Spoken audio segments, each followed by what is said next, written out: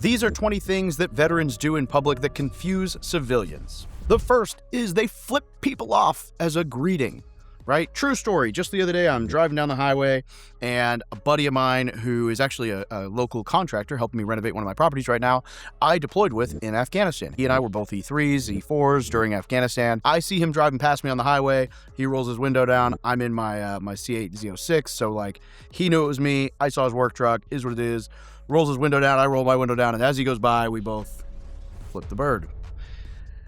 And I neglected the fact that I had my child in the passenger seat. And he was like, "What was that, Daddy?" I'm like, "Oh, it's an old friend from Afghanistan." He's like, "Well, then why did you stick up the middle finger?" I'm like, "Well, you got me." And I had to be like, "Oh, that's how Marines greet old friends." You know, like, I don't know what you say here. So that apparently confuses people because not everybody greets their friends like this.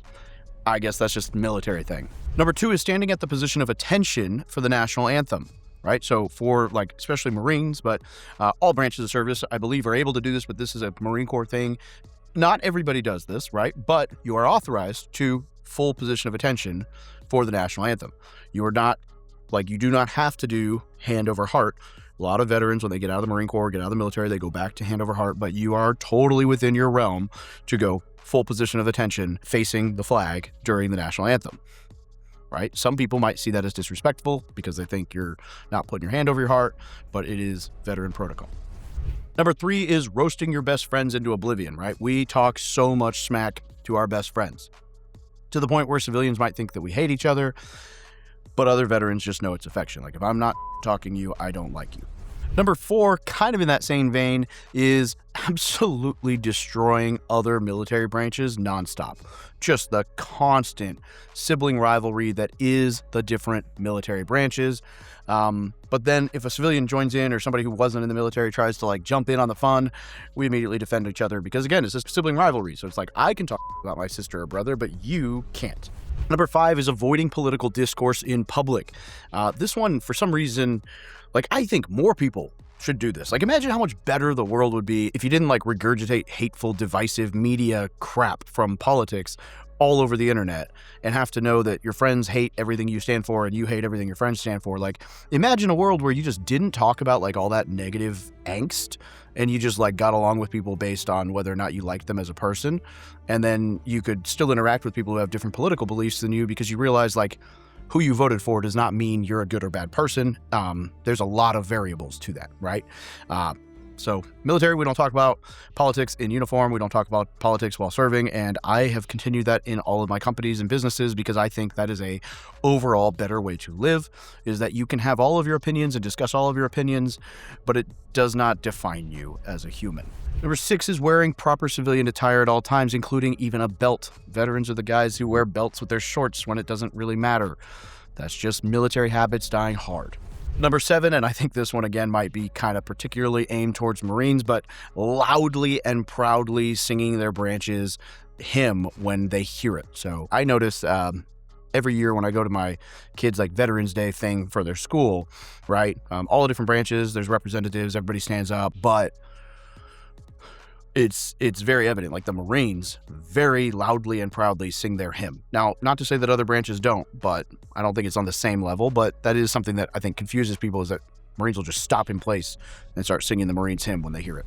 Number 8 is saying things like heard, say again, roger, solid copy, track in, or anything else in like a completely normal civilian conversation. We just have all these lingo and catchphrases that never go away. Number 9 is randomly waking up at 5:30 in the morning, even if it's a weekend, even with no alarm, even if you stayed up all night, because old habits die hard and you just wake up.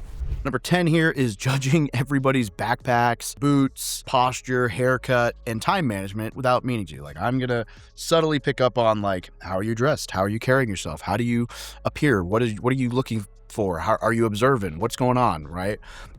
Just is what it is.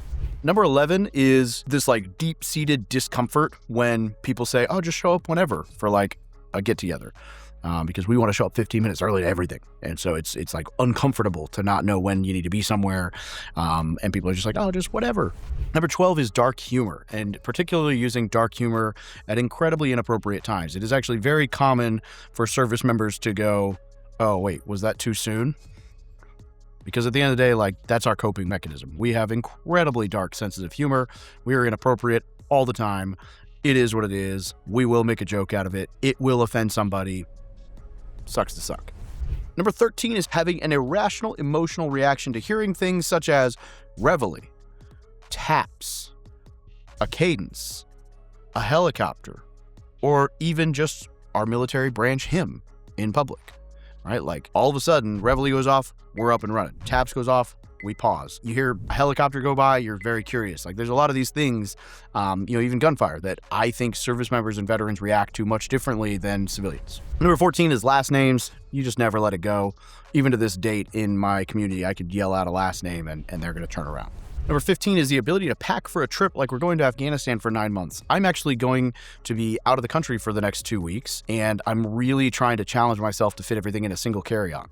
Now, granted, I'm going to be doing some hiking, some nice dinners, like there's kind of a combination of things, but it shouldn't be that hard. It really shouldn't. However, we love to overpack.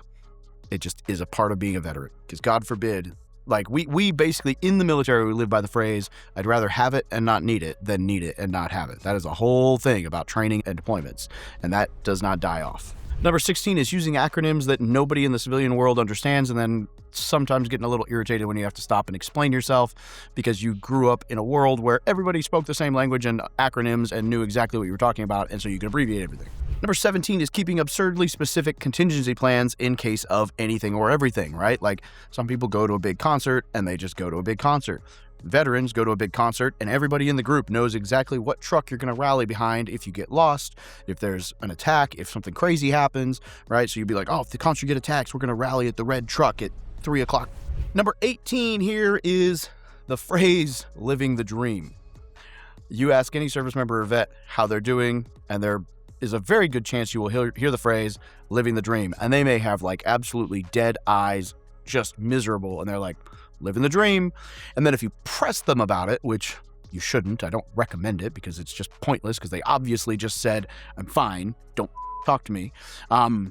If you press them, the response will almost certainly be, well, nightmares are dreams too. And again, we're not having this conversation. This isn't just some dumb self-help book. This is everything I wish I'd known when I first joined the military. So scan the code, click the link in the description, download it for free today, and get yourself on the right path. Number 19 is the instinct to still avoid walking on the grass. We will walk out of the way to find a sidewalk because that is the respectful way to do it. My son makes fun of me for this because I'll be like, no, hey, sidewalk, right? Like, it is what it is. Number 20 is feeling physically uncomfortable being publicly thanked for service while simultaneously not knowing how to respond without sounding awkward. You get thanked for your service anytime someone finds out what you did. And it's always just an odd thing because to us, it's just what we did. It's just cool, right? So the only response I've ever found over time that has made sense to me is I simply say, thank you for your support. You can't be like, you're right, I did that. Like, I'm awesome, thank me. You're welcome, I did it for you. Like, there's just no like good response to that. So thank you for your support.